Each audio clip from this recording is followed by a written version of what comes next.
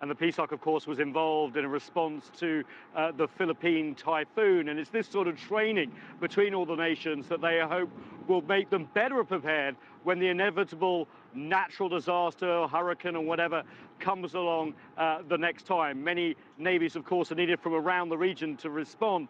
But also, when it comes to warfighting ships, Mike, people are very excited about the live fire exercises. You know, commanders from some of these ships that launch missiles don't launch missiles very often, 2 or 3 times in their career. And they're really showing off their warfighting capabilities.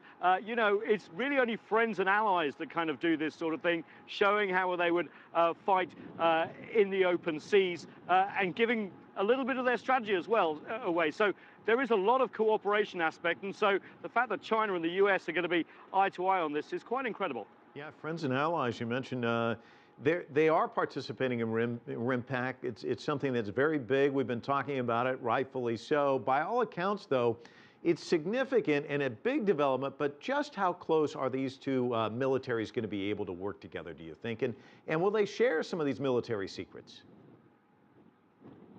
Yeah, I detect some cynicism in your voice, Mike, and you're right. Look, this is not going to solve any differences or tensions overnight.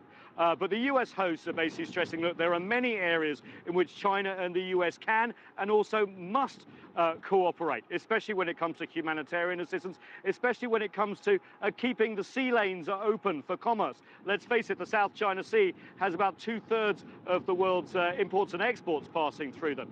But yes, they will give some war gaming away, but the question for the Chinese is, what are the Americans keeping secret? And I think that's going to be the question for the Americans as well. Look, we can see some of Chinese missile technology on display, the humanitarian response, but what aren't they showing us as well? So even though there was cooperation, lots of competition as well. But you get that with navies, even when they're allies.